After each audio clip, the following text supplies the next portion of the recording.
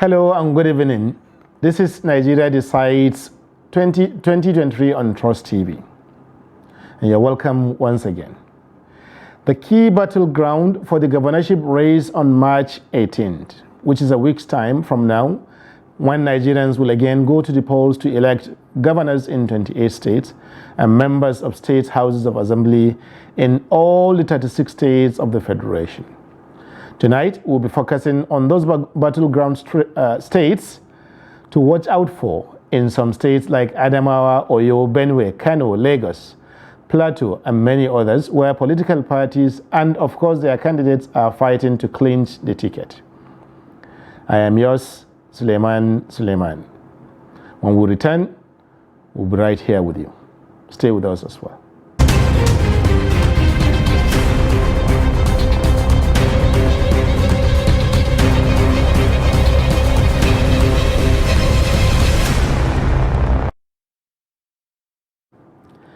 I have with me two guests, one of whom is a development consultant and public analyst, who is Mr. Jide Ojo. He's on the way and he'll be right here with us. But of course, we have our in-house public affairs analyst, Malam Yusuf Zango, who was former editor-in-chief of the News Agency of Nigeria. You're most welcome, sir. Thank you very much. Yeah, thank you. Yeah. It's going to be quite a long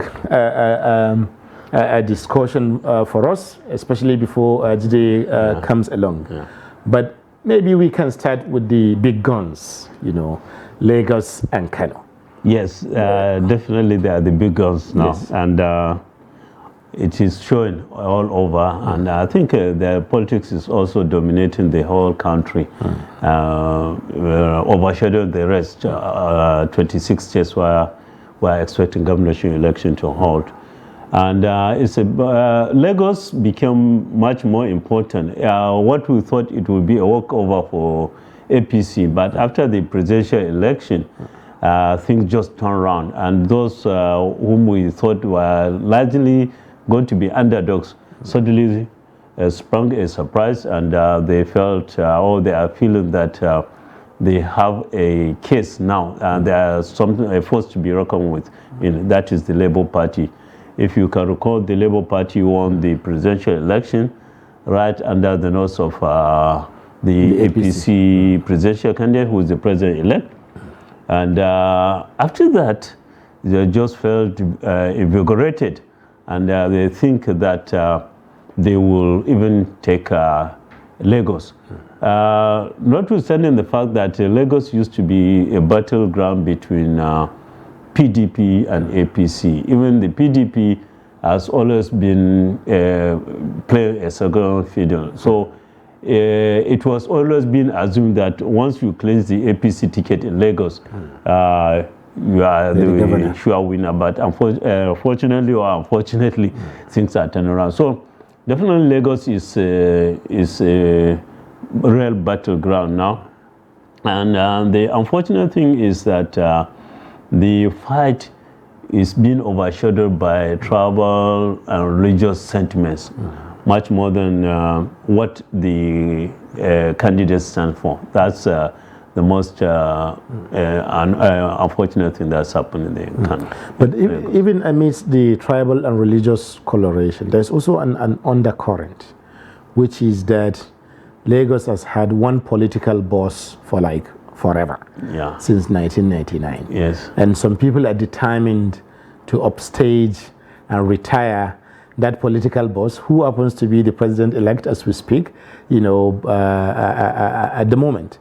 That there is that undercurrent, that it is time. Lagos belongs to all of us, not to one man. Yeah. So to what extent do you think that undercurrent is likely to affect the election next Saturday? Definitely, after the presidential election, those who think that Lagos belongs to Tinubu, I think they were just shocked that, look, Tinubu could be upset right at his doorstep.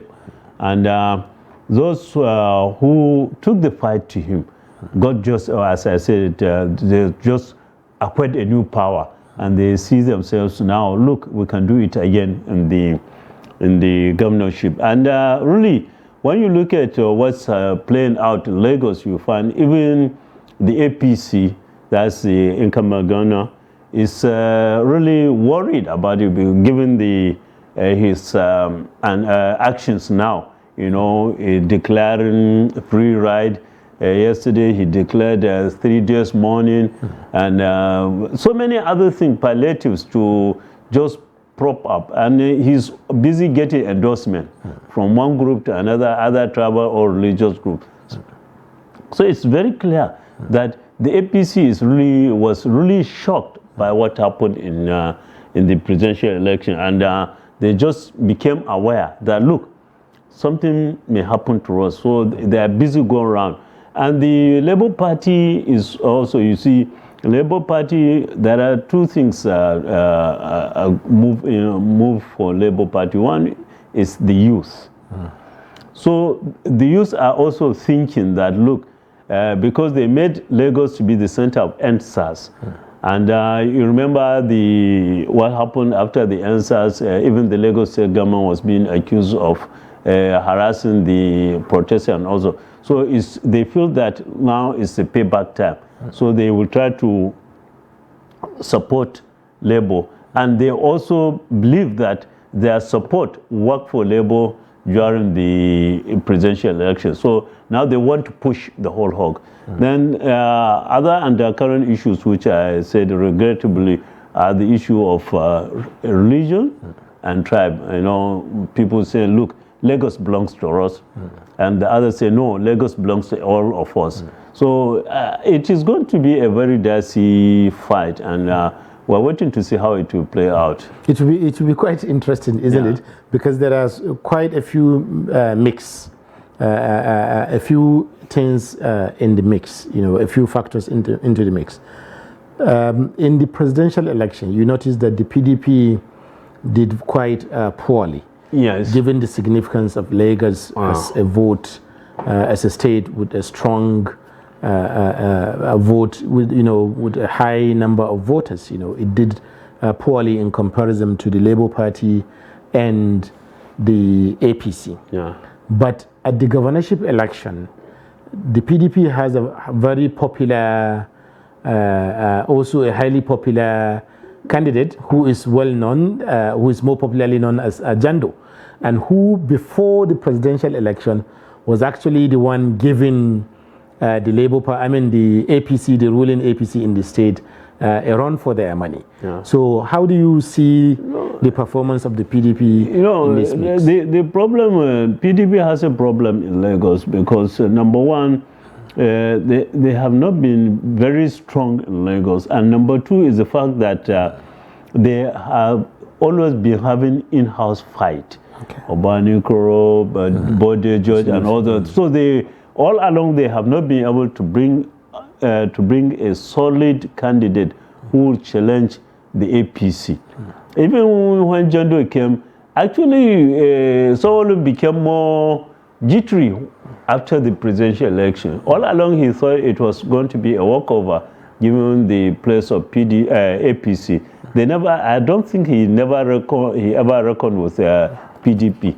So even now he's looking at the fight as a fight between APC and Labour Party, and not necessarily with PDP.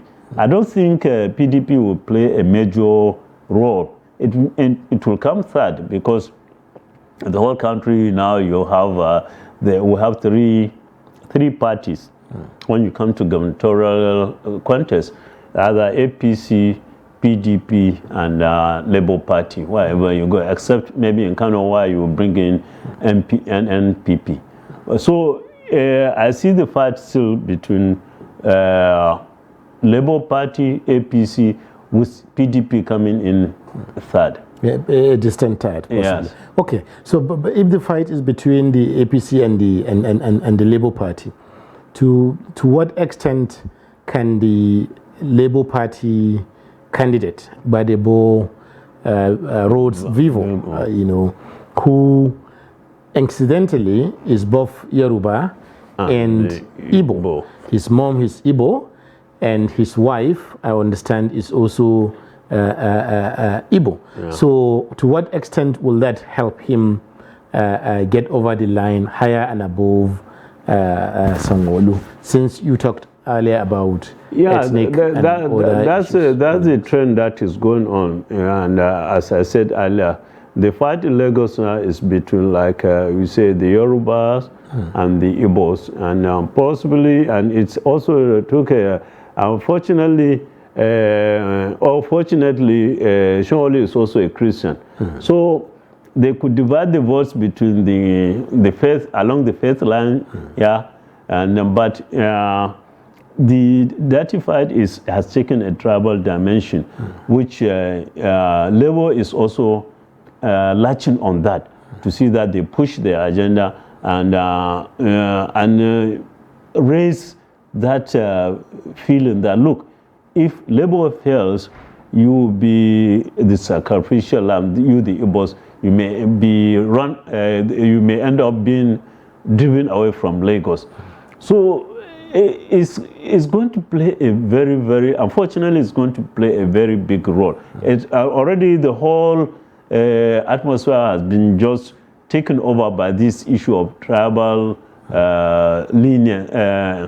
allegiance. Yes. So why do you belong? You know, the Yoruba saying, look, you are visitors, you can't take over our land. You should be grateful that we allow you even to prosper here.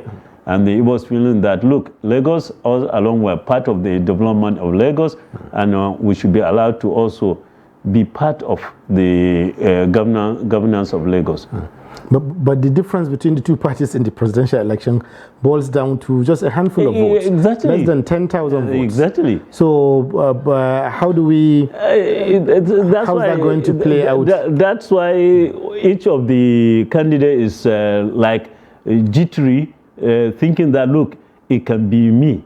Because feeling that mostly for the Labour Party, as I said, they came from nowhere and they sprung that surprise. Ordinarily, before the election, many people would have felt that you can even bet your last kobo that it will be between PDP and APC. And PDP will come a distant second. APC will take everything. And unfortunately, for Labour, I think when you look at the Lagos result, not up to 1.3 million came out. Exactly. And even after the collection of the PVC, where Lagos had the highest number of voters, more than 6 million. Yes. So yet, I think that also helped the Labour Party, that not many people came out to. Maybe if the APC or the atmosphere push people to more voters to come out, we may see a different result. Okay. But as now the things going, it can go other way. And I think Labour is giving APC a run for its money. Thank you. It's interesting to have such a tight race in a state like Lagos, where the result, the race has not usually been tight. Yeah, like exactly. You said earlier. But the Lagos is also unique by having a large contingent of other Nigerians, apart from Yoruba and Igbo also. Yeah. You know, you yourself, you lived in Lagos for many years, and worked in Lagos for many years. So, but where does this tight race between Labour Party and APC, where does it leave other Nigerians? Some of whom some people say are in fact the majority. People from Niger Delta, you know, those from the north, the north, the north central region of northern Nigeria also, but also all over the country outside of these two, southwest and the southeast.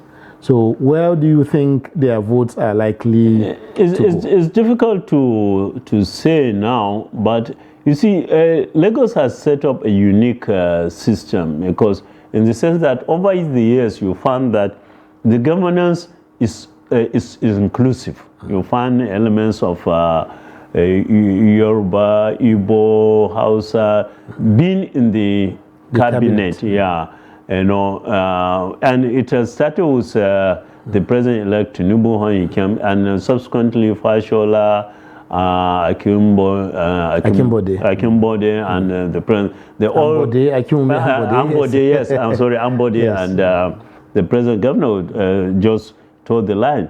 But now, unfortunately, this is my problem with what is happening in Lagos. Before now, you found that Lagos used to be a model in terms of, they have a clear-cut program. The government has a clear-cut program which it implements. But as it now, even if whoever rules, it may is going to change what we may see in Lagos. So the other tribe may be the ones that these two groups will be wooing now to see how they can come over. Because to be honest, you have a large chunk of northerners who have made Lagos their home. They hardly even come to the north. Their children and grandchildren, they are in Lagos. The same thing with, as you said, the south, and other parts of the country. So, but unfortunately, in this fight, it's just like a two-way fight between these two tribal groups. And that's the unfortunate thing we are having in Lagos. So even my fear is that even after the election, the government that comes in will be seen from this perspective. So unless you have somebody elected who is magnanimous, not only magnanimous, but development-oriented, who will forget the fight that brought him to before he got to the seat, and focus on development. That's it. But I think for now, the other segment of the society may not play a big prominent role, but their role may not be as open as these two groups for now. But they also a force to be reckoned with. Yes. Thank you. So yesterday there was a train crash. Yes. A train crashed into a BRT bus in Lagos, and the governor declared a 3-day warning, which you cited earlier, which is a first in Nigeria, for something like this to happen. Yeah. And then the governor says that, okay, we are going to mourn for 3 days, and so on. Surely that is a good example of what governance can look like if they are under pressure, from the opposition. Yeah.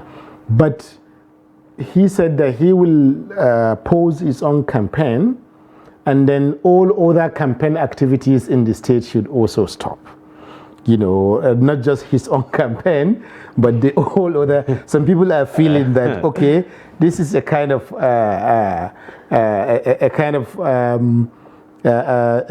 political censorship of some kind.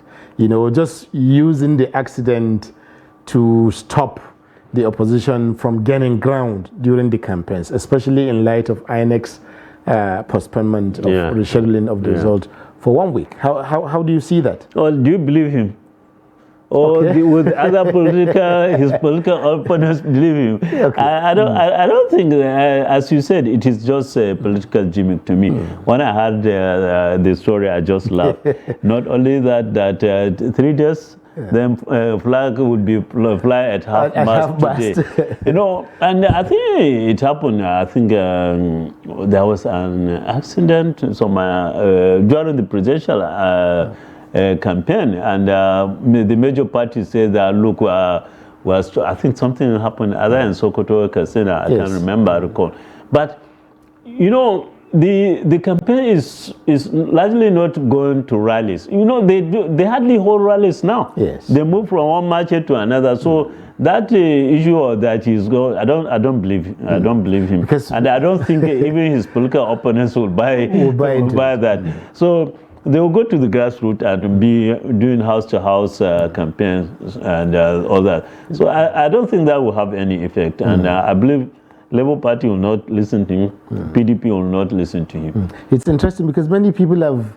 Lagos is a place where you've had many collapsed buildings in which exactly a number of people died. Exactly. Nobody goes to say, okay, we're giving public holiday. Exactly, the synagogue, which even foreigners died.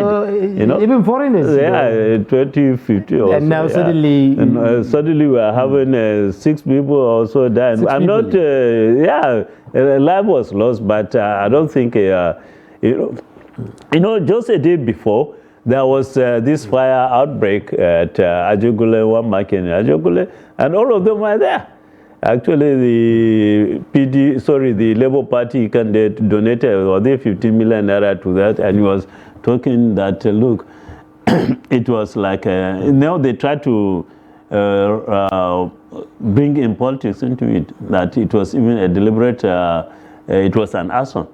So we'll continue to see that. That's how when a Nigerian politician is desperate, he can do anything, I believe so. Very interesting. Yeah. Thank you. We have a 2-minute news package on this very issue, where the current governor of Lagos State, Mr. Sanwo-Olu, addressed the people of the state in light of the train crash that happened there. Stay tuned. So we have 85 passengers that were in the bus from the immediate triage, that was conducted, and to separate, various degrees of injuries. 42 were classified as moderate injuries. 29 are serious injuries. 8 are mild injuries. And unfortunately, we have recorded 6 fatalities. 2 were brought in dead from the site, and which was what last time first responders, talked about. LASUT will be collecting blood donors. So want to encourage the public who wishes to donate blood to come forward. And because the blood bank that we have, we could see that they've responded immediately very, very well. We are in good supply. We have more than enough blood to take care of all of the patients. But indeed, as is done everywhere, you need to restock back that bank. All our flags, Lagos State flags, political flags, should be raised and half mast for the next 3 days. We're actually also declaring a 3-day mourning for us as a state, so that we can mourn our staff very, very well, deeply, and we can have time to go around the family members and just commensurate with them.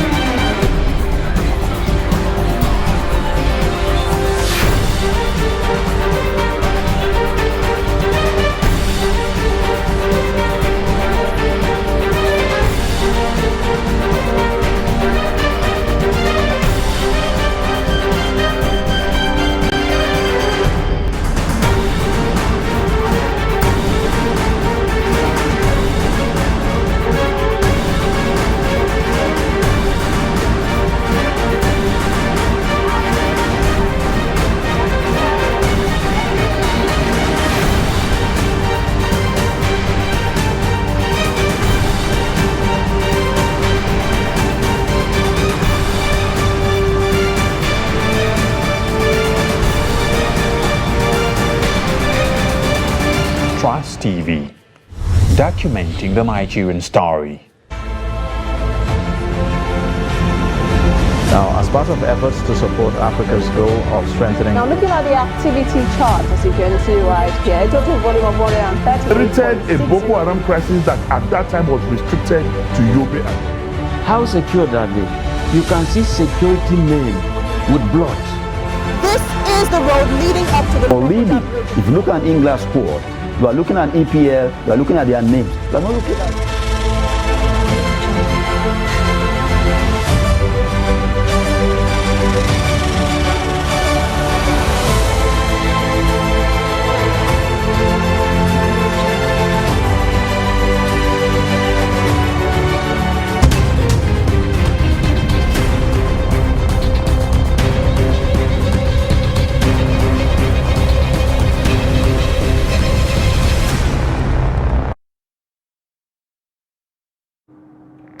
Welcome back. Happily, this is Nigeria Decides 2023 on Trust TV, and we are talking about the outlook of the elections in the states. That is the second leg of the general elections for 2023, and 28 states. They will be voting in 28 states on March 18, in just about a week from now. And we're trying to look at how this map will look like, the electoral map will look like, especially in the light of the presidential election that was concluded on 25th February, just last month. I have with me in the studio our guest, second guest who's just arrived, Mr. Jide Ojo, who is a consultant and public affairs analyst and also a columnist for the Punch newspaper. You're welcome, sir. Thanks for having me. Good evening, Nigerians. It's a pleasure. Yeah. And still with us is Malam Yusuf Zango, who is former editor-in-chief of the News Agency of Nigeria and now opinion editor for Daily Trust. So welcome. Thank you very much. Again, everyone. Just before you came in, we were looking at a clip of the governor of Lagos State, Babajide Sanwo-Olu, where he was talking about rolling out sort of freebies for the victims of those who died or were injured in the train attack, in the train accident yesterday. And before that, we were wondering the idea of 3 days mourning for 3 days mourning for the state, and then the pausing of campaigns, that he will stop his own campaign and stop the campaigns of all the other parties in the state. We wanted to make sense of that because it is new in the country for a governor to declare 3 days of mourning, particularly in a state where several accidents or several buildings have collapsed and even more casualties were recorded. Again, this is a season of politics, and if there is one state that has turned to be a battleground, it is Lagos State.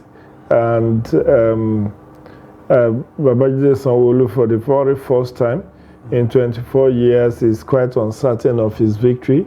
If it were to be tomorrow, but now he has 1 week of grace to pound the streets and do. And it's not only those that he did, 3 days of money, yes, but beyond that, he has also ordered the release of all impounded vehicles by last month.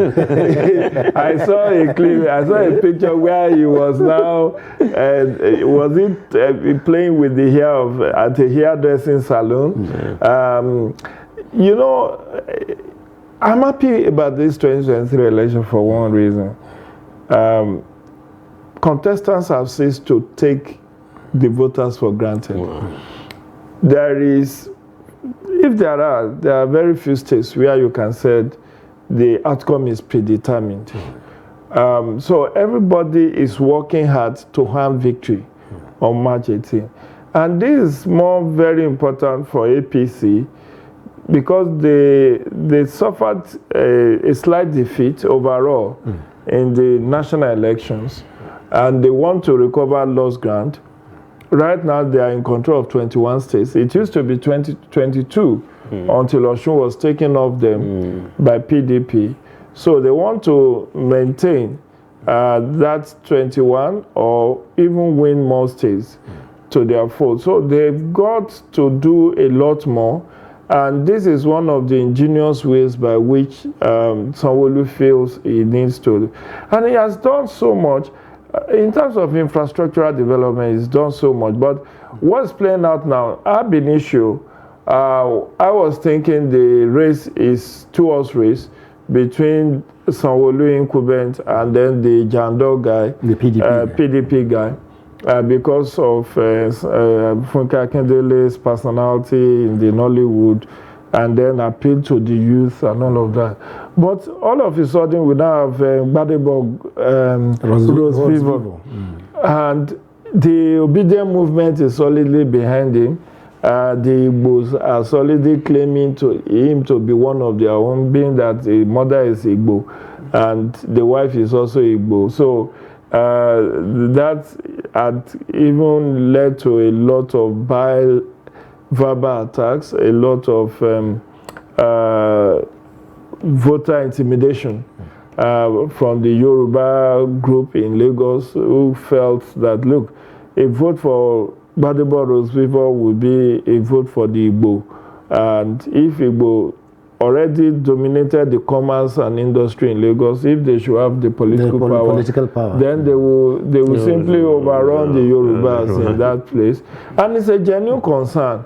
You know, Lagos has been a cosmopolitan environment. What would never happen in other places had happened in Lagos. Lagos had witnessed non-Yorubas being appointed into cabinet position. Lagos has very hospitable and liberal worldview.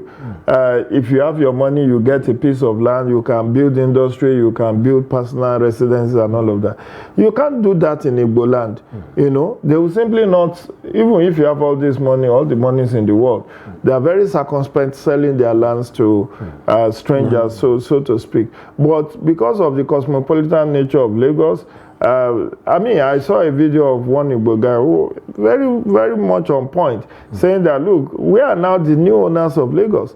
He gave an analogy that if I rent an appointment from Alaji, is my landlord, so I pay rent to him, so he's the owner of property. But the day you sell that property to me, the table turned. You cease to be the landlord, I become the new landlord, and you cannot order me around any longer. So the day they win political power, then everything falls simply because commerce industry, the Igbos control it in Lagos. So that dynamics is playing out politically, so much so that the atmosphere is very charged now, so much so that it's now a battle of titans, and the Jandor guy seems to have gone to the background. It's now a straight fight between, because the Gbadebo Rose-Vivo guy is having the NSAS youths and moving within the Labour Party obedient movement. So two things are working for Gbadebo: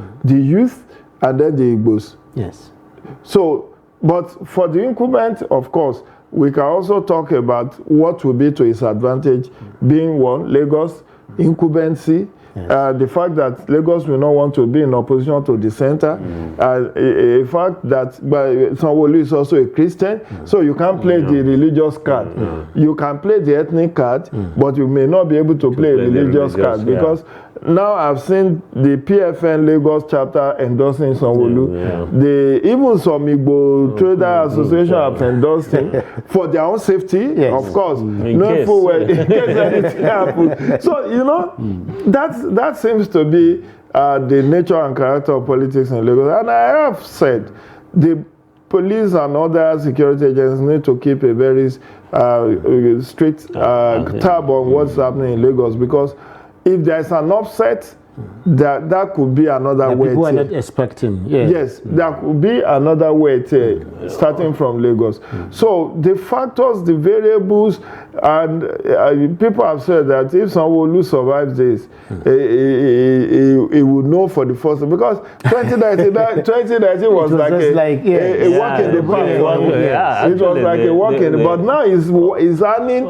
every vote. Doing I wouldn't be surprised if, because I've also heard somewhere that and he's also trying to look even more youthful now. Now wearing smart clothes, so that he appeals to the youth. And he's also giving out freebies. I think he's giving out, someone said he has given out thousands of gas cylinder filled, you know, all manner of stuff. Even a couple of weeks back, before the election, he had food banks where food was distributed free for people. Then he also have cash points where you can get money at no interest. You can exchange old those for new ones without paying interest and all. So all manner of freebies have been dangled. But I think the situation in Lagos is very unpredictable. Thank you very much. So, but it's interesting, Madam, that you reflected on quite a few of these issues earlier. But how important is it for the APC, you know, considering last week's, the previous presidential election, but also going forward, if the Supreme Court or, well, let's say if the courts eventually affirm the presidency of Bola Ahmed Tinubu, how important would it be for the APC and Sanwo-Olu to win this election in Lagos State? It's not important for Sanwo-Olu. It's much more than that to me. It's more important to the president-elect. As you say, whether the court uphold his election or not, because he has always been identified as the owner of Lagos court, let me put it that way. Since you remember the battle he had in 2003, he was the only one who survived it. And since then, nobody has been able to challenge him. For him to lose to, not even to PDP, but a new party, that sprang out of nowhere. to a young man who, is even a grandchild to him, who never knew politics and all those kind of things. Just suddenly, within a space of 2 months, the tide has changed. I think, and he could just imagine if he is sworn in as president, going to Lagos to be received by a governor who is not APC. No, it is going to be a big. I think I see the president going back to going back to campaign for APC for this election. So, as a final word on Lagos, before we move to other states, particularly another big gun, Kano. Just before we move to Kano, are we looking forward to seeing the president-elect or the next president becoming, arriving in Lagos, as Malim said earlier, and becoming like a tenant in his own backyard, because you now have a new sheriff in town. Are we just, 1 minute, are we looking forward to that in this election so far? I'm not looking forward to that kind of upset for the singular reason that Sanwo-Olu has really tried in terms of keeping to the blueprint of Lagos and expanding the infrastructure. Recall that the Mr. President was in Lagos to commission the rail. Performance is not really important in this election. Performance is important, but may not be the single factor. The narratives around the election. The narrative around the election. See, in my opinion, last week on the February 25 election, I gave 5 reasons why APC lost Lagos. Interesting. And why Tinubu lost Lagos. The 5 reasons are ethno-religious factor, ethnicity, religion, the NSAS protest of 2020, the cash crunch and the fuel scarcity, and the non-support of Yoruba elders for Tinubu presidency. Those are the 5 factors. They may not be replicated. It's a different ballgame. Okay. The common enemy, the elite of Lagos are the people like Body George, people like Ayo Adebanjo, who openly endorse Peter Obi, the Afenifere group. The reason why they want APC to lose was because of Tinubu. They hate his God. They believe he's getting more powerful. He's too powerful, that he's a successful business politician. He has installed 5 presidents, several governors across West Africa. You won't be so shocked. Asiwaju is influential in installation of 6 West African sub-region presidents. That's interesting.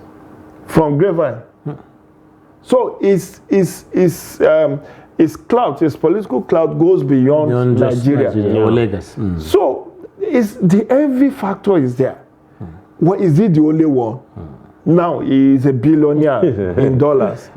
He didn't organize any fundraiser, He's a billionaire in dollars. He has mentored so many successful godchildren, if I can put it that way. He's the most successful politician of 21st century Nigeria by every standard possible. So when you have all of this, and then you have enemy within, people who just hate your God for your success. Look at NSAS. The youth of Lagos went and touched TV Continental. And another hotel that they presume was owned by Tinubu, which turned out to have been owned by someone else. So those factors, but more importantly is the religious ethnicity. The Muslim ticket didn't resonate with them. There are every street of Lagos, there are Pentecostal churches. Yes. On a street, you can find 7, 8 churches. Yes. Most of them Pentecostals. Very few Orthodox, Catholic, Anglican, Presbyterian. No, you won't find them as many as the Pentecostals. So the battle cry in the Pentecostal churches across Lagos was, don't vote APC for that Muslim ticket. Interesting. That the fact that they ignored Christians in balancing the ticket, they should be made to pay for it. I mean, Bishop David Oyedepo came out. So you're saying all of this will not play out in the governorship? No, it will not. So then the Igbo factor, you see Peter Obi going, he had mega rallies, 2 mega rallies in Lagos. After the last mega rally he had, he went to Alaba to appeal to his brothers and sisters trading in Alaba International Market. He went to Ladipo Market. He went to all the major markets in Lagos where there are Igbos and appealed to their sentiments. So now, what is the sentiments that will be at play now? It's not going to be ethnicity as such. And that's why the Yorubas in Lagos are trying to use that Igbo sentiments against Gbadebo. That look, this guy is an IPOB. They have already labeled him an IPOB. They have labeled him, in fact, they say he was an IPOB commander in 2016, 2017. Whether it's true or not. Whether it's true or not. They have also said that he supported materially the NSAS protest, that he provided them water and other stuff in 2020. So it's also part of those who wants to destroy Lagos. And then, so if you say you are a Christian, I'm also a Christian, so you can't play that religious card. And if you say the religious balance, Sanwo-Olu is a Christian, his deputy is a Muslim. So the balance was that. Then the incumbency factor and the fact that they don't want to be in opposition, because Lagos has never been in opposition, so they don't want to be in opposition to a Asiwaju presidency.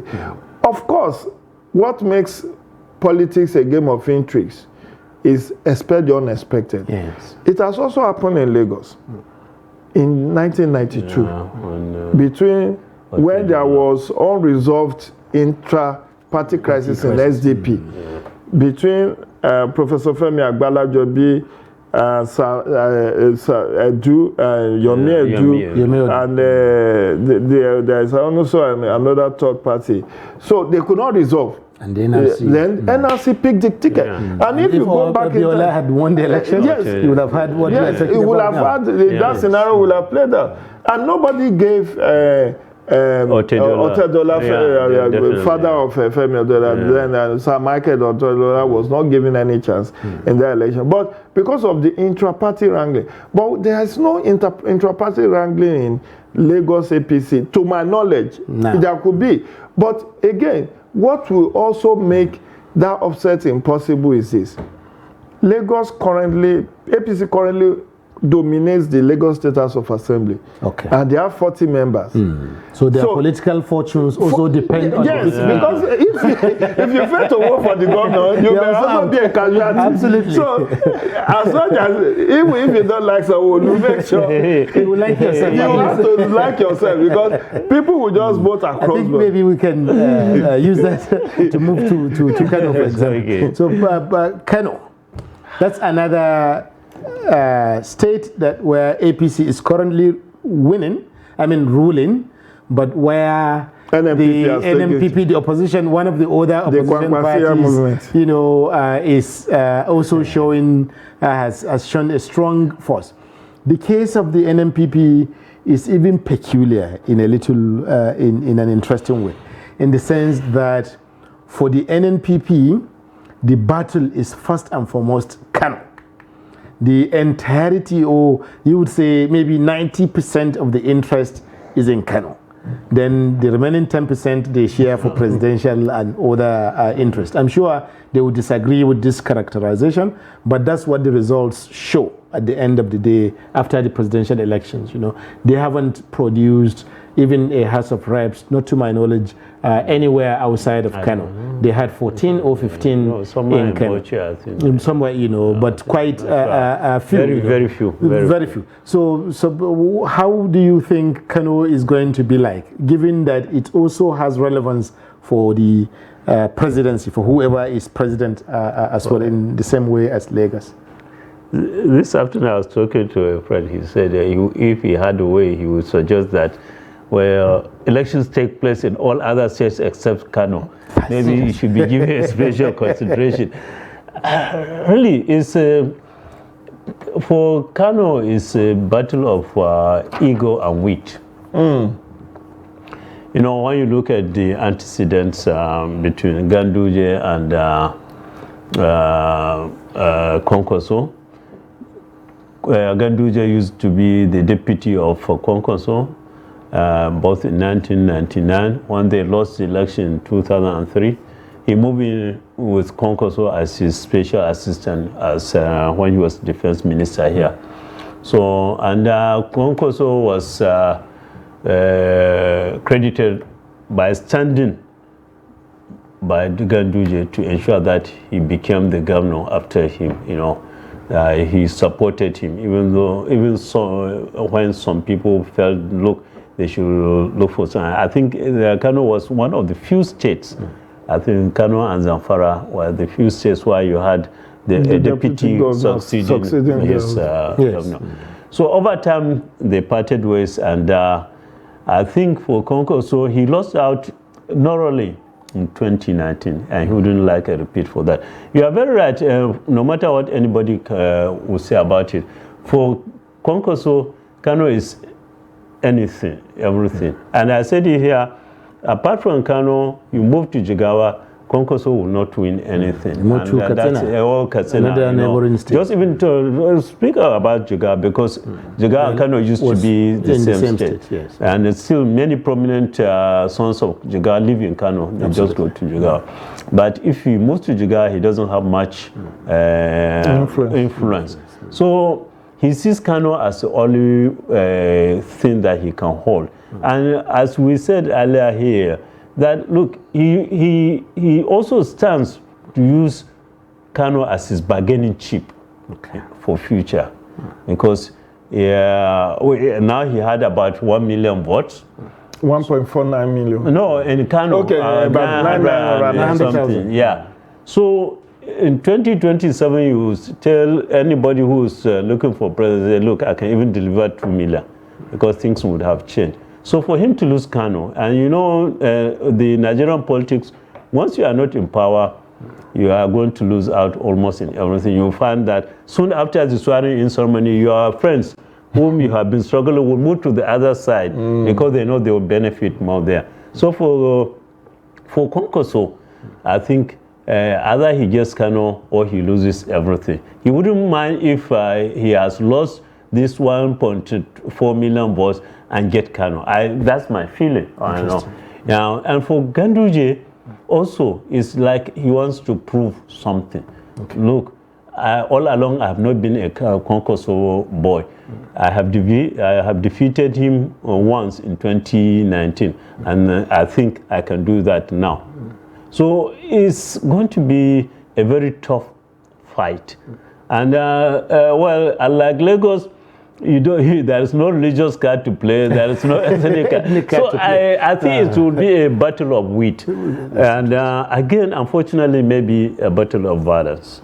We hope that. We hope that it doesn't happen. Yes. Yeah. So, Mr. Jide, how do you see?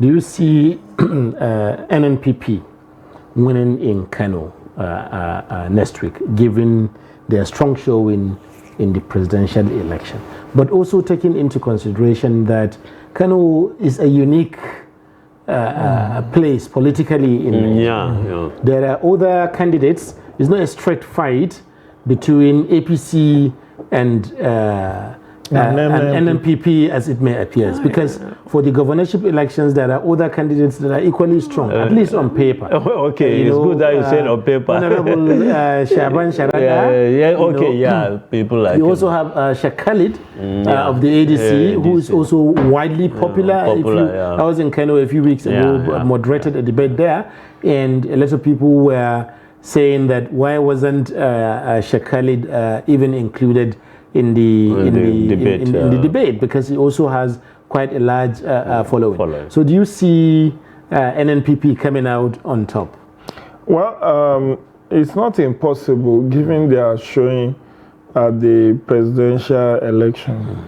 However, it's a different kettle of fish when it gets to state elections, because what will be at play is the control of the State House of Assembly as well as the state government.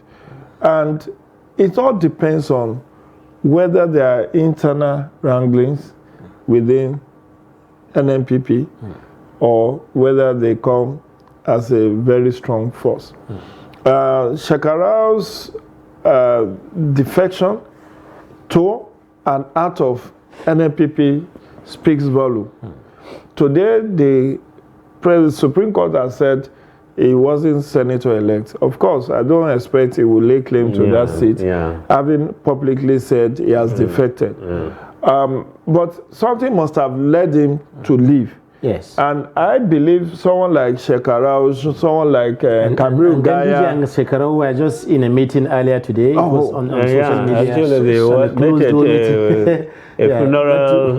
The Kabiru Gaya that lost out in the senatorial election, we don't know who is going to pitch his tents with. So I foresee Kano being inconclusive on the first ballot. It's like what happened in Sokoto now. The three senatorial seats, none of them was concluded on the first ballot, which is a strong showing between APC and PDP. And in fact, this afternoon I was studying the seats declared so far for the Senate. And I see a lot of political sophistication by the voter. Look at Nasarawa. Nasarawa produced two SDP and one PDP senator. But Labour Party won overall vote. Yes. And the APC governor is there. And in the state where you have APC governor. So even in Abia was very interesting. They have three senators under three parties. Yes. Abga.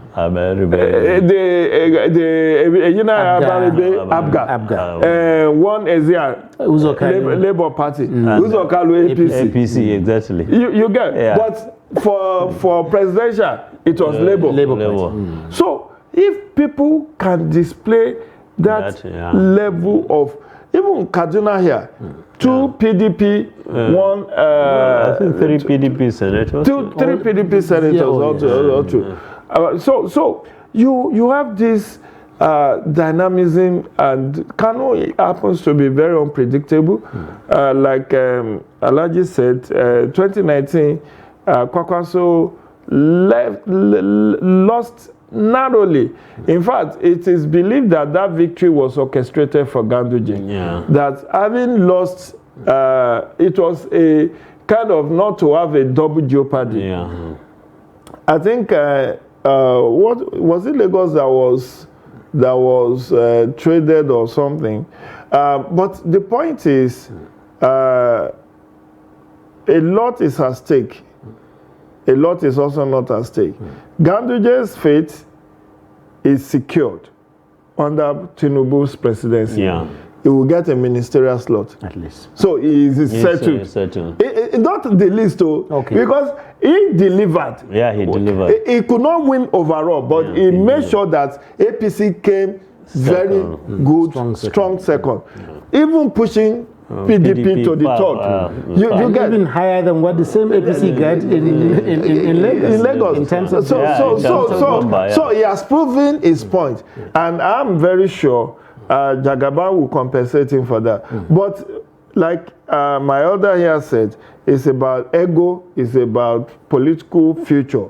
Kwakwanso wants to hold on to Kano to be able to use it as a launch pad, not even bargaining chip now, as a launch pad for his 2027 ambition. Okay. Interesting.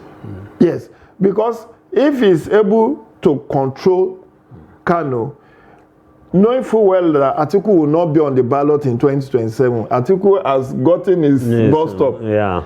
Whatever is Let's say maybe. Presidency-wise, no 80-year-old man will want to come and rule Nigeria. Even at 76, he's considered to be an ancestor. Exactly. So how could you now say you want to still come? Yes, now. But the thing is, within the presidential election actually shows something, that Atiku is now, in fact, the undisputable leader of the PDP right now.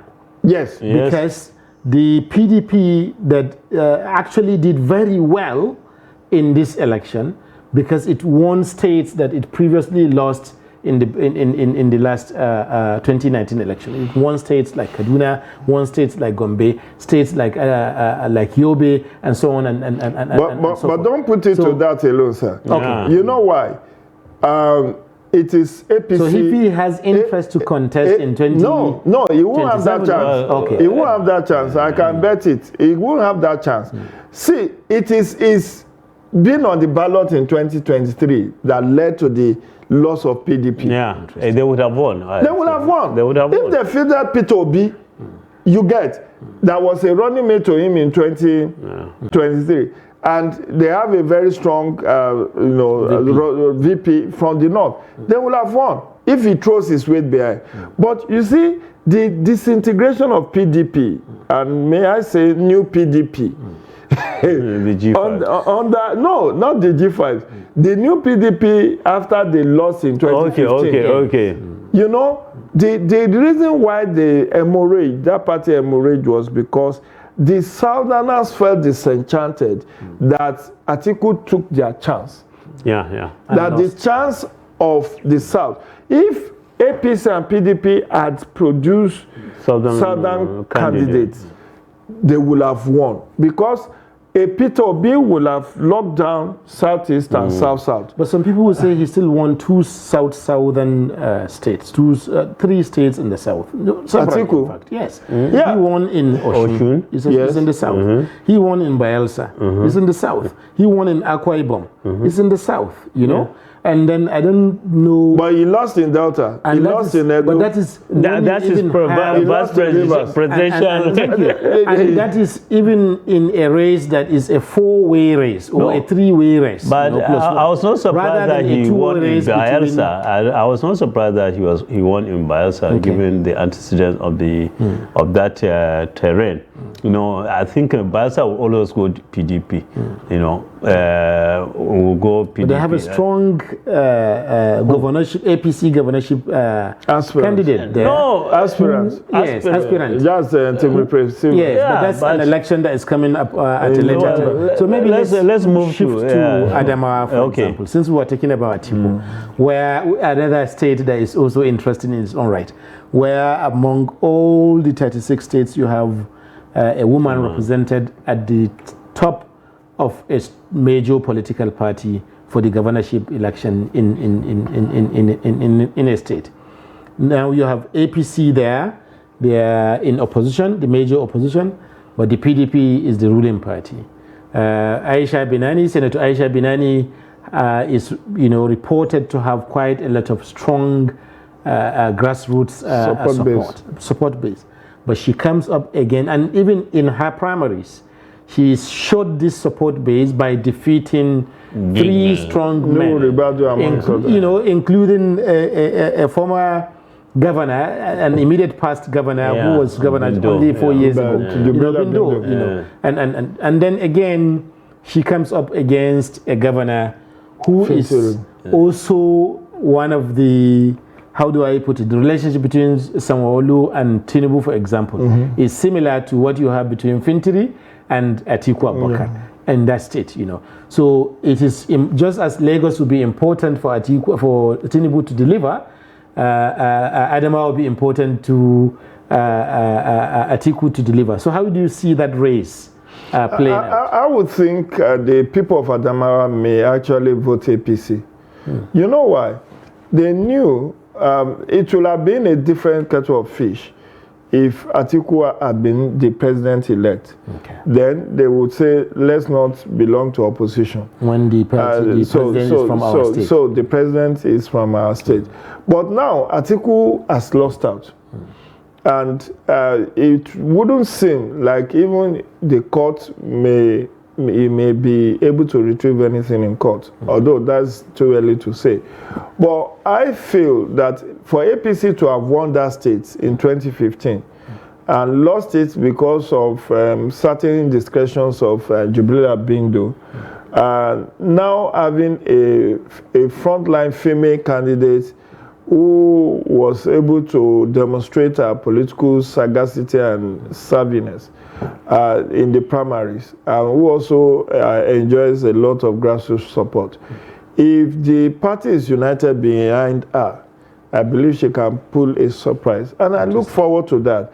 I look forward to that for the singular reason that Nigeria has never produced a female governor, elected governor. We have only had an acting governor. Whereas Kenya, in the August 2022 election, Kenya produced 6 female governors. 6 from 3 in 2017. Kenya now has 6 female governors.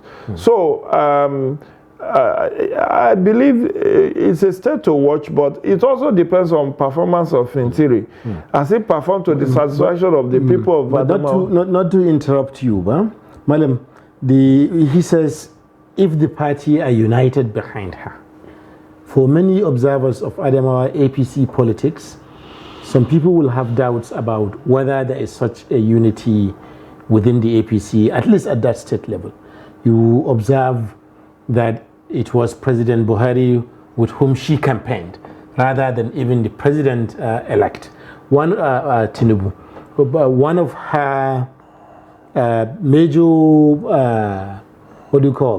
opponents in the primaries, Tinubu is very close to the president-elect, but they are not in good times. Even challenged the election, until at some point the case was withdrawn in court. But then there is also the politics of the nature of Adamawa being also in terms of the religious coloration. It is a state where you have, at least a sizable minority that is LP inclined. They voted Peter Obi in the presidential election, but there is no guarantee that, they voted PDP in the presidential election because, of course, Atiku is from there, and a lot of people know him from around there. Bone Haruna and all these people, they are his people, and they did their work and they delivered for him in that place.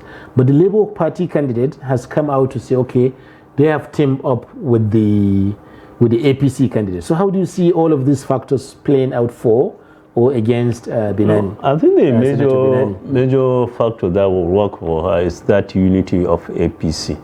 If you remember, Nur Rubato went to court after the primary. It was much later. Even when there was a ruling that the primary should be run again, but he was prevailed upon to give up. Even after that, you remember there was also a problem when they set up the presidential campaign council. Yes. She had to say, okay, I've given up on that. So it shows that there is so much disunity within the APC group. Unless they have been able to, or they are able to amend or to bring everybody together, that may work against her, because you find it's not going to rally that much. If you see people being at the rally, they may be aiming at one thing, maybe even the television camera.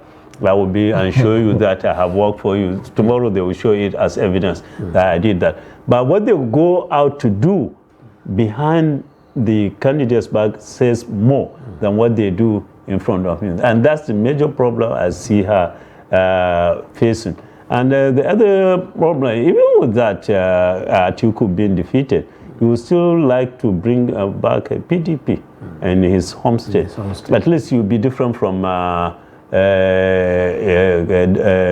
the president, the incumbent president, why he lost the Katsina, Tinubu lost Lagos. So he will go out to say, look, I won my state as a presidential candidate. Now I'm winning my state as a governor for the governor. So I think Minani, I don't know really how much is happening now, but she has a lot of work to do within the next 1 week to see that nobody stabbed her in the back. There may be that cultural factor may play. The idea that she's a female, but given her governorship is an executive position rather than a senatorial legislative one. Yes. Given her grassroots influence and support, she may win over that problem she may be facing. So if she is able to bring everybody in the APC together, I see her winning. Interesting. And it's also a factor of whether PDP in Adamawa is also united. Because what we don't know at Abuja level is what is the local politics at play. Yes. Many people after the primaries are disenchanted. Then the issue of governance, how well the incumbent has performed. You know, the reason why Jubrila Bindo lost was as a result of a lot of factors, performance, indiscretion, and all of that. And it was very unfortunate because that place had been PDP state from time, but they were able to win it in 2015. Unfortunately, they couldn't replicate that. So it depends. And then if the Labour Party is teaming with APC, what are they bringing to the table? How much? Because these alliances, to my own mind, is induced and it's transactional. It may not go beyond the signing. And all these promises of sharing of offices and all of that. So how much of conviction can you give the electorate about... I would be thrilled to have a first female governor coming from northern Nigeria, which is quite interesting. Which is considered to be conservative. You understand? Yeah. So it would be nice to have that glass ceiling, more so after the effort of Mama Taraba in 2019, which almost came close. I think it's that the loss that she couldn't survive. So I look forward to that in Adamawa. And if the minorities team up with her, the women team up with that, the youths team up with that, they will defeat Fintiri. It's not because it's about the people behind you. I mean, look at all the upsets that have been recorded in the upsets that were recorded in this election. You find that it's about people are now sophisticated to audit and vote different candidates, even in the same election. So they are now able to look at you in the face and say, what are you bringing to the table? No, you have not performed, you've not done. And then the youth's involvement in this election, the women involvement, if the women only team up to say, this is one of our own, we are pushing her, the youth are pushing her. So that demography, those two demographies, if they support her massively, the fact that she's a sitting senator also speaks volume, because it means that she's battle senatorial, which is one third of the state. Or like Mama Taraba, who didn't have that advantage to her. So a lot would depend on whether the party has been united, they have resolved their whatever issues arising from the primaries, and then whether the opposition also is in disarray. So I think Adama may want to go national to say, look, if we vote Fintiri, that means we are still in opposition for another 4 or 8 years. So why don't we go national and let's produce the first female governors? Those sentiments, believe you me, Doc, it's not what wins election is sentiment. Absolutely. It's sentiment. If you are able to driven, it's emotion driven. Look at Brexit in UK. Yes, it's an emotion driven. They rally the emotion. After they left, they start. Should we have left? In fact, the most interesting thing about that is that on the morning after the Brexit people, the vote leave won the country. the most searched for term on Google for the next 1 week was Brexit. What is Brexit? What is Brexit? No, that is people don't even understand. After the election, They didn't even know what it was. So it's like, what have we done? Yes. After you've done it. If she is able to rally the youth, the women, those two demographics form over 60% of the voting population. And then her performance as a senator comes into play. Yes. She's an engineer by profession. So our professional colleagues so also she's actually been in the field of men. Yes, in male-dominated spaces. Engineering is also another space dominated by men. So at least the fact that PDP was able to defeat APC in 2015, despite Atiku being from that place, and despite Atiku, Atiku was in APC. Yes, Atiku was in 2015. Yes, Atiku was in. So sentiments and all of that. Maybe we can swing to another interesting place from here, which is this time around in Southeast Enugu State, because there you have a star candidate, Frank Nweke, but who happens to be in a party that only yesterday would have been very good. In the Southeast, APGA as an alternative party in the Southeast to the PDP in the Southeast.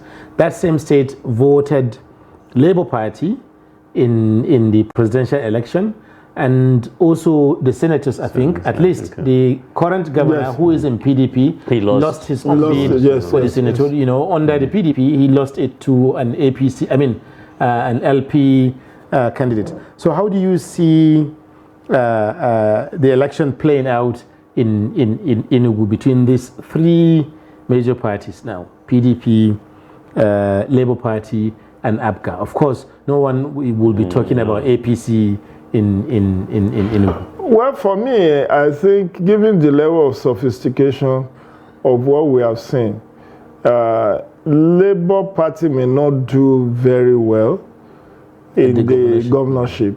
Okay. The sentiments of Peter Obi, own boy, let's vote an own boy, will not be there. It's lost until whatever the court says. So I feel that Frankie Nweke Jr. may nick it for Enugu. But for APGA, because they still believe APGA is their own. It's the local. It's the local. They set it up. They set it, and it should go beyond Adam. It should go beyond Anambra to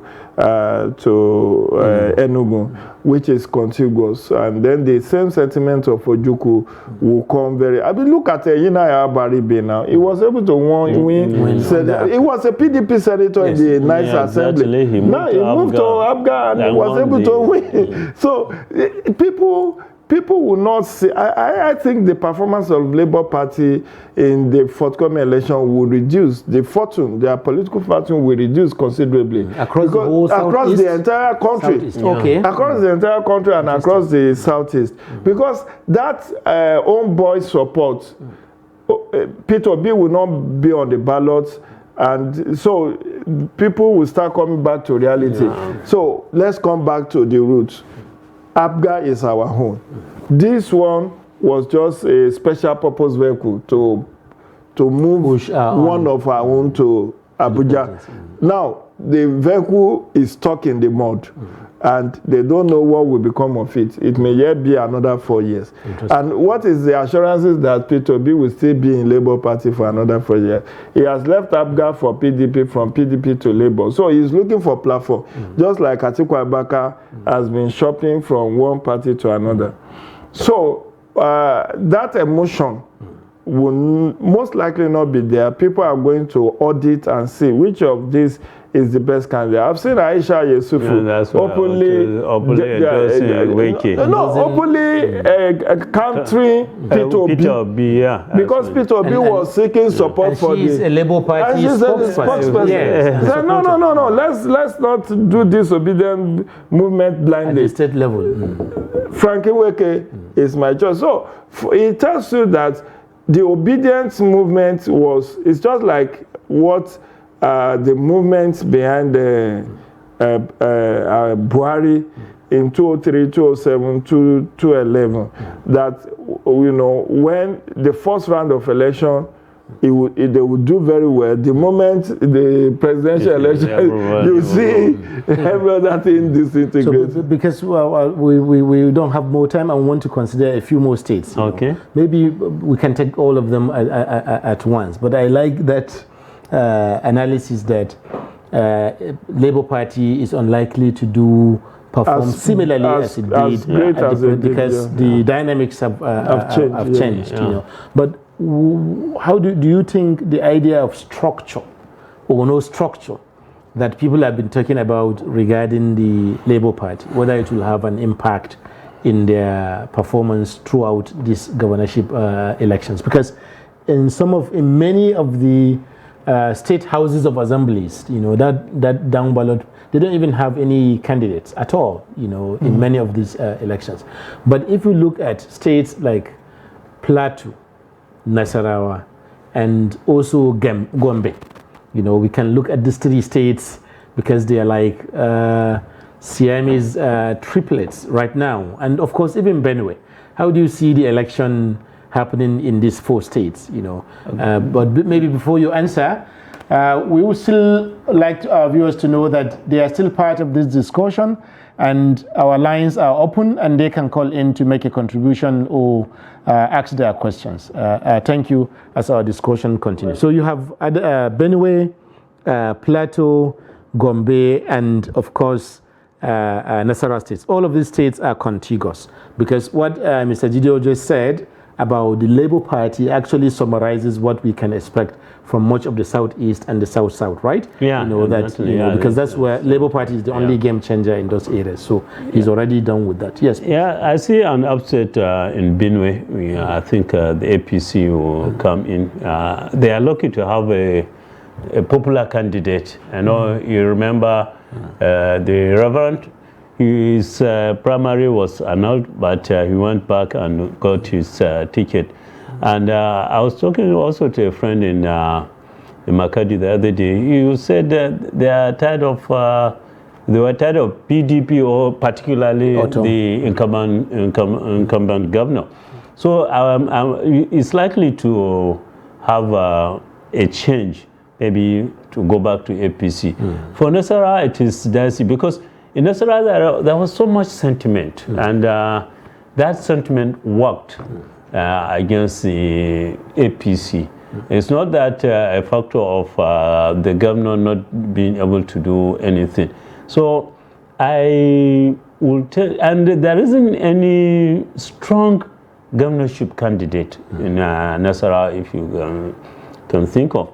Or other in the PDP, it used to be. So will that give the current governor an edge? An edge to me. It gives him an edge. The people like Labara Mako are not contesting, and so forth and so forth. Gombe and Plateau. Gombe and Plateau. Gombe is going to be a very dicey one, in the sense that they have lost the presidency, and they have strong people contesting for the governorship in the NNPP, PDP, and APC. And the kingmaker there, people don't know why he's gone. Actually, Danjuma Goje. Danjuma Goje. He won the election. He won the election, but it is almost clear that he's not behind the governor. Okay. That's the problem the governor will have there. And you know, Danjuma has always been a kingmaker since he emerged as a governor there. Has always been. It's like we have a caller. Okay.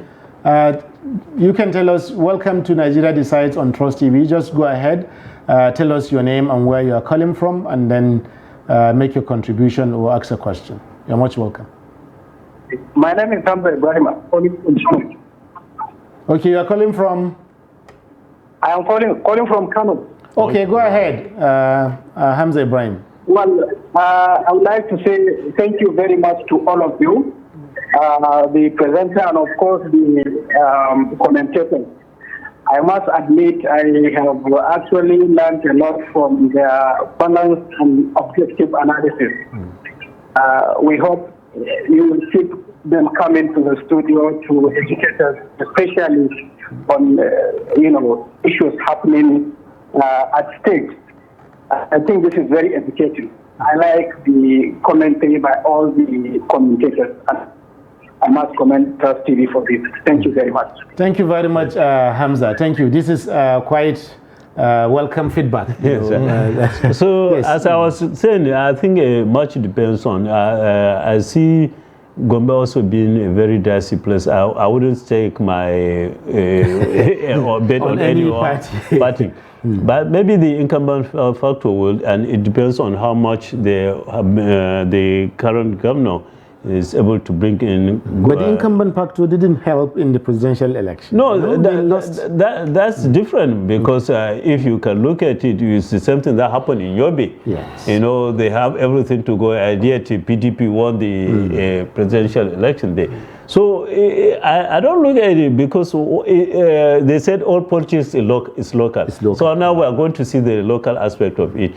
But in Gombe, they have, as I said, they have strong governorship candidates in the NMPP, PDP, and APC. And hopefully, I think maybe Gojo will come in, and I'm not giving it all to him, but I think he's a factor that. We have a caller. I would like you to go off on Plateau from where Malam stops. But we have a caller now.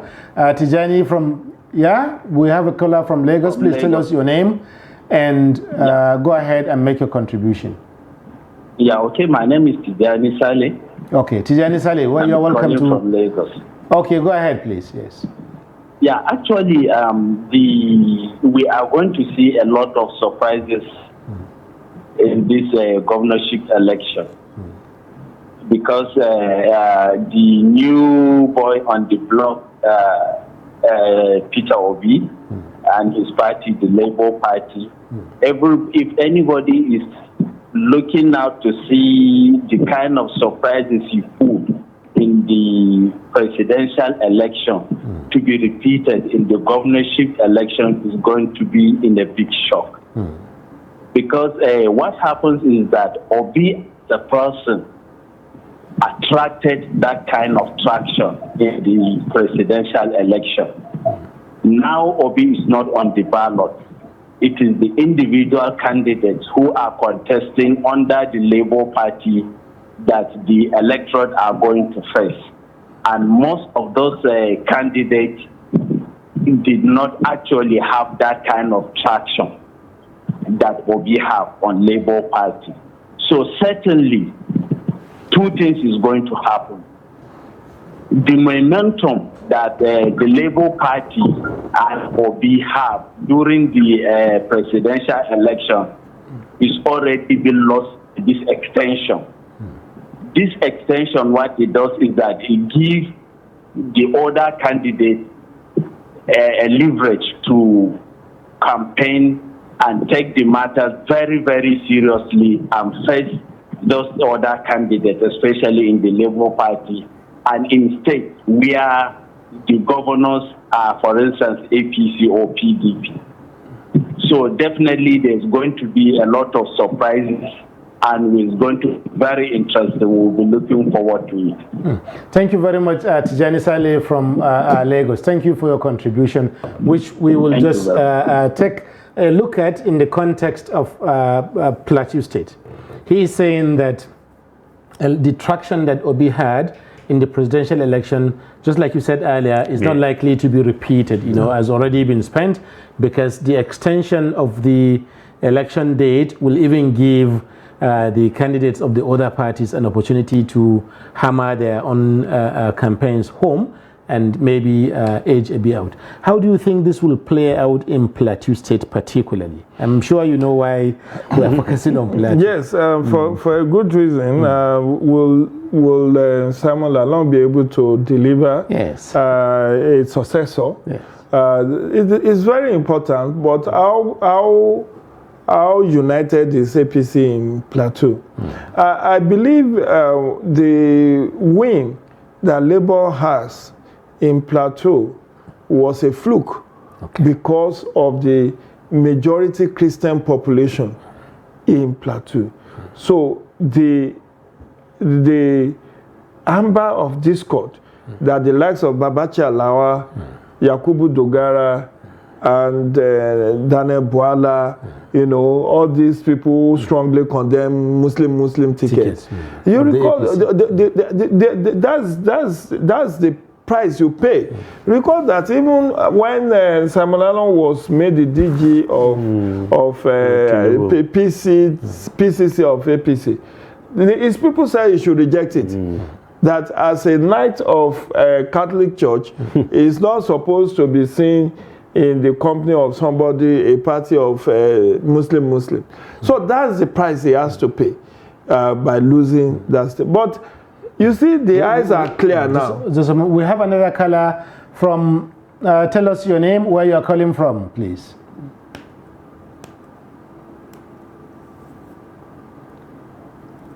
Do we still have the caller?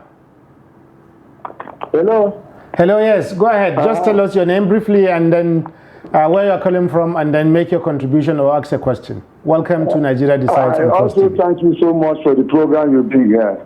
Thank you. I'm calling from Benue State in Shogulu government. My names are Simon Abu. Thank you, Simon. Go ahead. Yeah. I also thank you so much for this program. The issue of presidential teacher calling Obi or Peter Obi. Peter Obi is pulling up. He pulled up that vote because the four presidential candidates are from the three presidential candidates are from Muslim. They are Muslim tradition. Then Peter Obi falls being a Christian. There is the one many people went and voted for a Christian.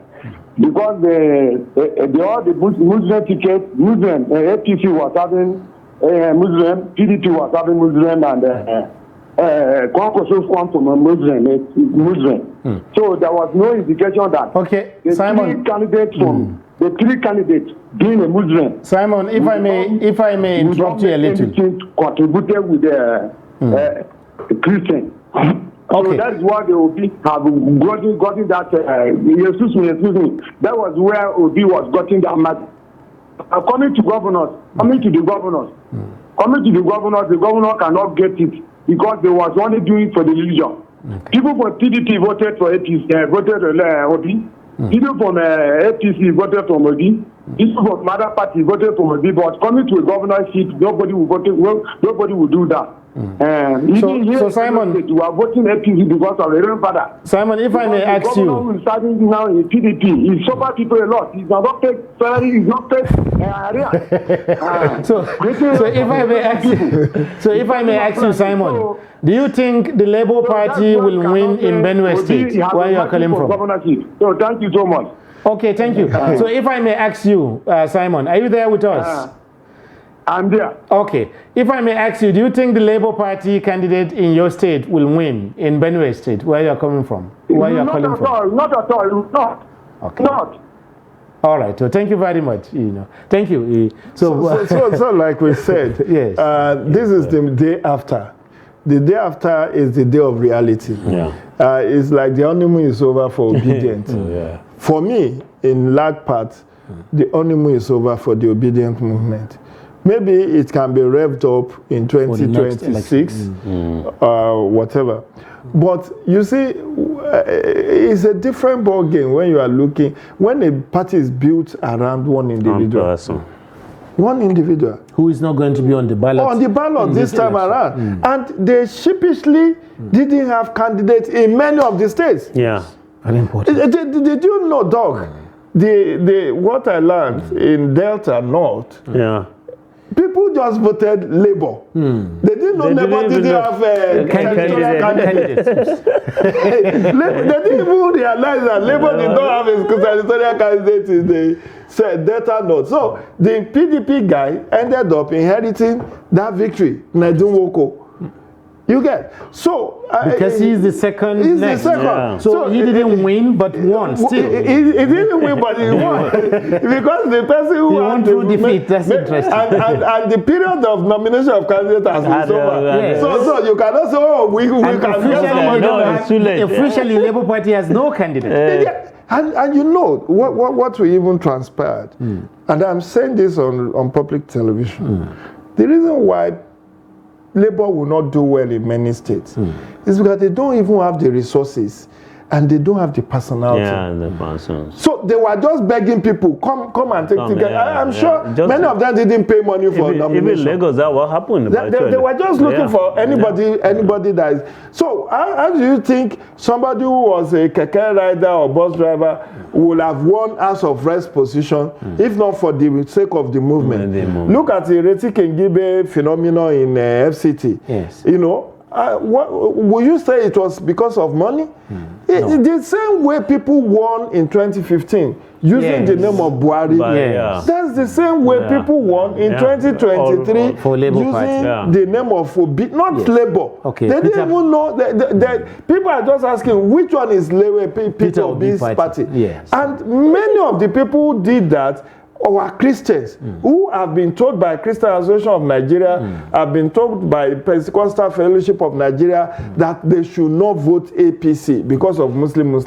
I mean, I recollect that the Pastor Sarah of what's the name of this church here read a communication by Khan that to all churches that they must ensure that they don't vote Muslim, and no, they didn't say don't vote APC, but they said a party that you, or maybe we can take a call. Yeah. We have Gambo on the line. Welcome to Nigeria Decides on Trust TV. Tell us where you are calling from, and then make your contribution or ask a question. Thank you.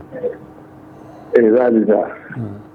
My point is that how sure about the results of the presidential that led them to suspend the election. We don't hear anything about it. Can you take it again? I said, how sure are we now in this Nigeria? The results concerning the presidential election. Okay. They told us that they've not uploaded it and. Okay. Thank you very much, Gambo. Thank you. And they now suspend. Thank you. Yeah, thank you very much. So it's a tangential question, but it's still part of the overall election issues, which is what we are discussing here on Nigeria Decides 2023 on Trust TV. He's asking what is the fate of the presidential election results now? You know, what is to be done? What should a voter like Gambo, we missed where he was calling from, a voter like Gambo, what should they do now? Yeah, they should just wait for the outcome of the legal battle. The issue of uploading of results, I believe all the results must have been uploaded by now. It has. The last time, I think, that was last week, late last week, they said 92% uploaded. But see, whether it's uploaded or not, naturally, every party that faces polling agent has an official copy of that result with him or her. From every polling unit. It's mandatory you get. Yes. Which is why I've always encouraged that, please, if you're a serious candidate, make sure you have your agent. Because Electoral Act says every agent should be issued a copy of the ECAT form. It is that ECAT form that is scanned and uploaded on the IRF. So whether the entire result is there on IRF or not, IRF is just providing another layer of transparency so that you can now compare what your agent gave you vis-a-vis what is uploaded, and then you can detect fraud. But Gambo should be rest assured that the judiciary will do the needful, provided the opposition is able to prove beyond it, because it's a criminal allegation. When you say you are rigged, you have to be able to prove it's a crime. You know, and that's the challenge with when you make allegations. Recall that the case of was the case of President of the Senate versus the other guy that held the ticket shortly before the election. No, okay, Bachina alleged fraud. Well, I had to interrupt you, but once we open the lines, the callers have. But it's good to have their views. Yeah. So we have a caller from Yola. Tell us your name and then go ahead and make your contribution or ask a question. Good evening, Suleiman. Yeah, good evening. Thank you. I'm calling from. Okay, thank you. Go ahead. Honestly speaking, the voting pattern of the election that took place yesterday week was based on religion. Let me give you an example. As Ajay was saying, no doubt about it. In Adama, where Labour Party candidate got vote, okay, is predominantly habited by Christians.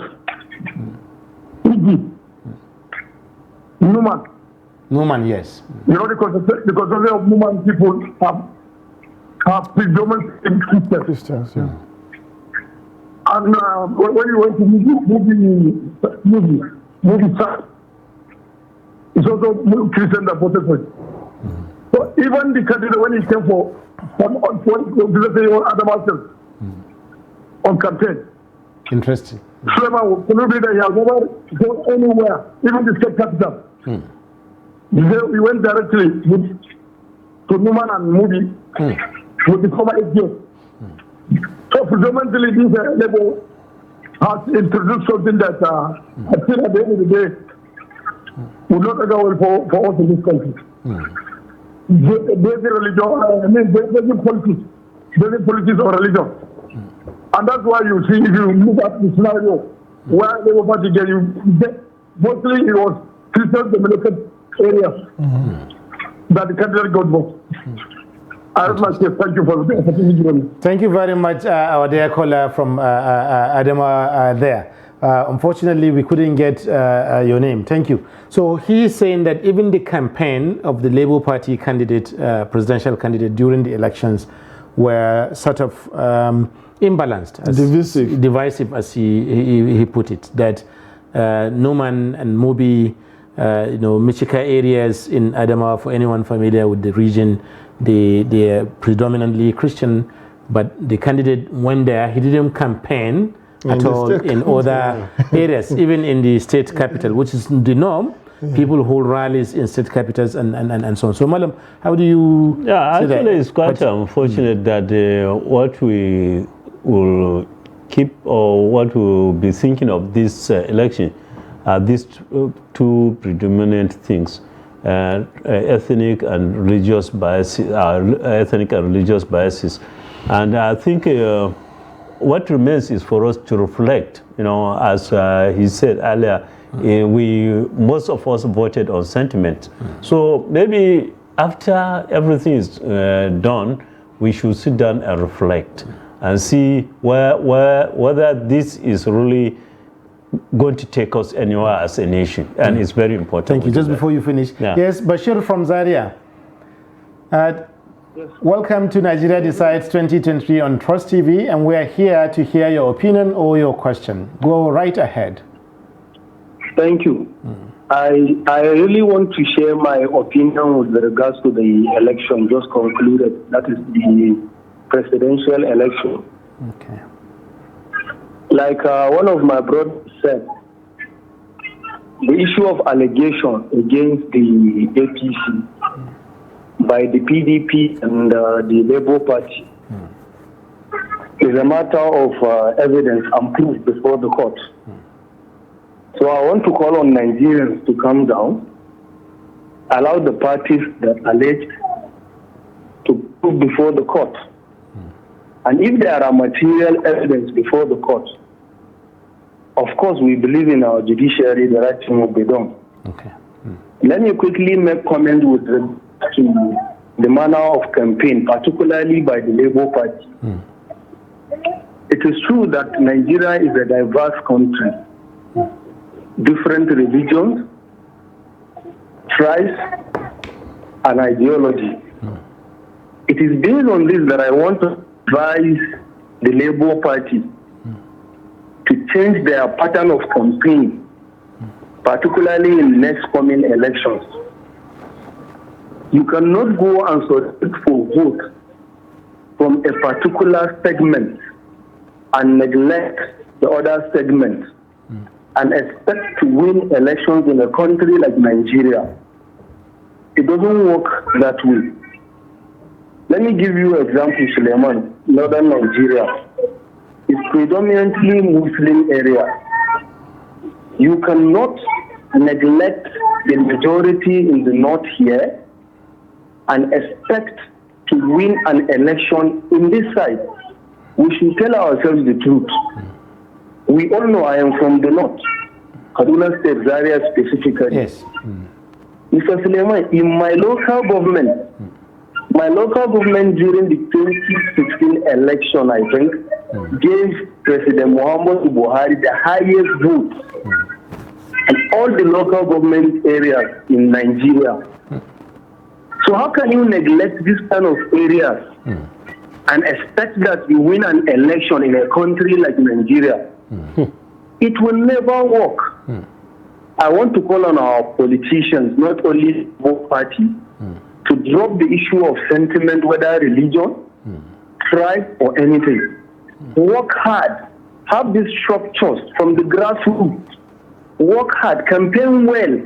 Sell your ideologies to the voters. If you do that, of course the voters will vote for you. But if you decide to choose a particular segment, and you now come out and say you have won election simply because you have 1, 2, 3 polling units from the area in which there are supporting you, you can never win an election in Nigeria by that. Whether we like it or not, the northern Nigeria matters in election in Nigeria, and for anybody election in this country, it has to come down and bow to the north. Let me use this word, worship the north in order to win an election in this country. Thank you very much, Mr. Suleiman. Thank you very much, Bashir from Zaria there. Thank you for joining us, and thank you for your contribution, which I'm sure our panelists here will comment. Yes. I'll rest my case with what he said. Okay. You don't have anything to add? No, definitely, because that's a major problem with our politicians. They always look for the easy way out, and they always work on our sentiment.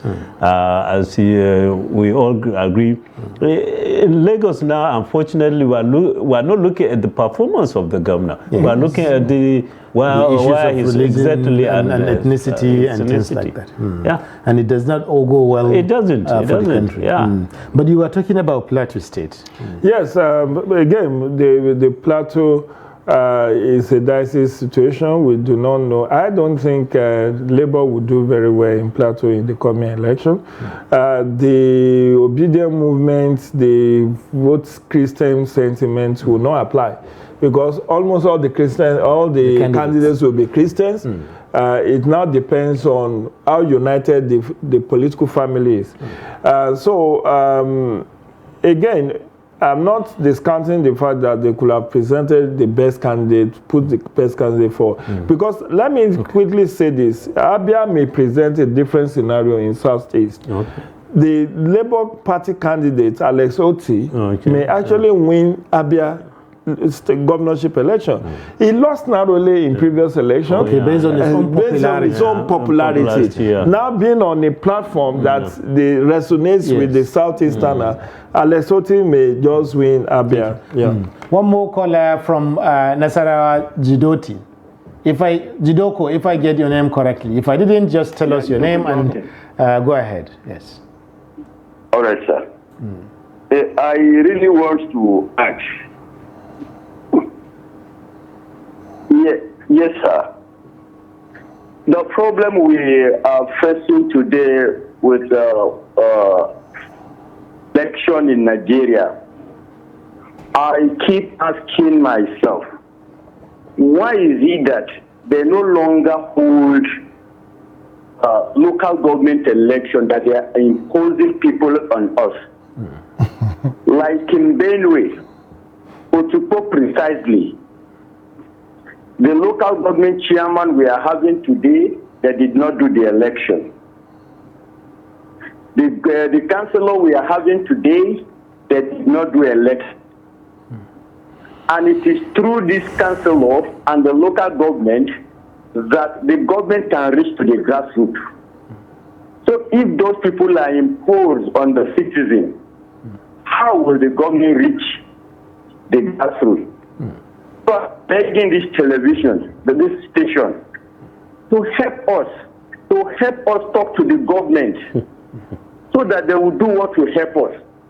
Because it is via the councillor and the local government chairman, they can know our problems. Thank you very much, Jidoko. If people have something to talk about this, we'll be very, very happy. Thank you very much for your contribution, Jidoko. But just before you go, let me ask you this question. Do you have an interest to stand for election at the local government level anytime soon? Sorry? Do you have an interest to stand for election at the local government level in your state, Nasarawa, anytime soon? No, sir. Okay. Thank you very much and wish you all the best. Thank you for coming on. He raised an important question for elections and Nigerian democracy more broadly.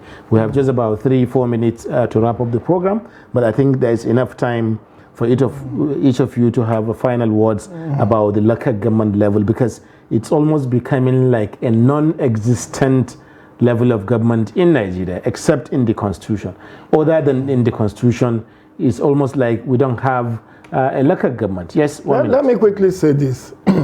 It's very unfortunate that Peter Obi, that wants to be the president of Nigeria, never contested any local government level, local government election in the 8 years he stayed as the governor of Anambra State. In fact, that was why he had a fight with Victor Ume, who luckily now they are the same in Labour Party.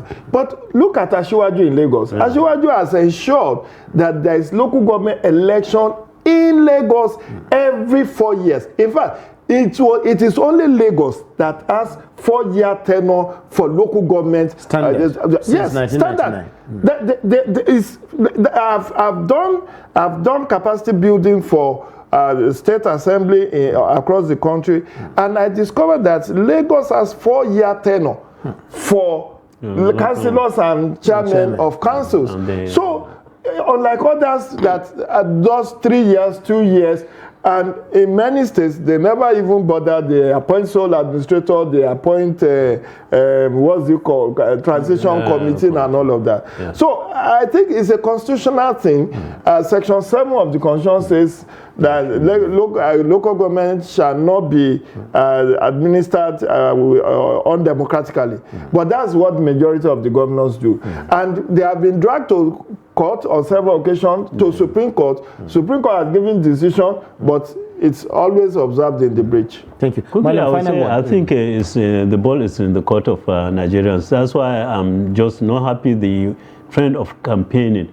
Instead of us to take on fundamental issues, as anybody standing for this position of governor, would you conduct local government election? Or if he wins, mount a pressure on him to do that. But as soon as the election is over, everybody will relax and it will be all over. And that's why they are even against the local government autonomy. Exactly, yeah. You see how states continually vote against local government autonomy. I don't understand. Yeah. Thank you very much, Mr. Jide Ojo, consultant and political analyst, and also columnist with the Punch newspaper. Thank you also, Malin Yusuf Zango, former editor-in-chief, News Agency of Nigeria, and now consultant opinion editor for Daily Trust. Thank you also our viewers for staying with us. It is because you are always here with us. That's why we also try to be here for you. Thank you for being here today for Nigeria Decides 2023 on Trust TV. Join us again next week when we meet for another edition of Nigeria Decides 2023 on Trust TV. I am Suleiman. Good night.